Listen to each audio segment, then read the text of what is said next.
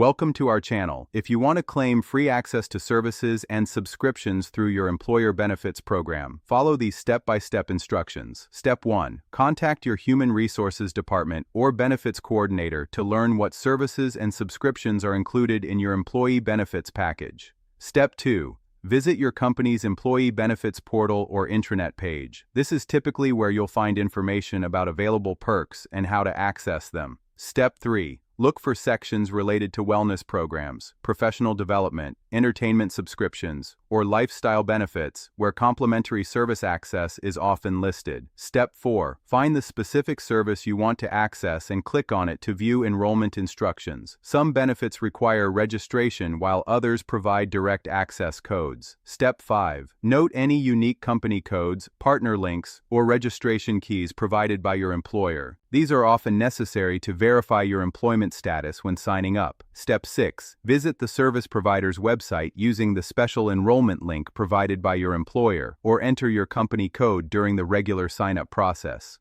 Step 7. Create your account using your work email address if required for verification purposes. Some employers mandate the use of company email to validate eligibility.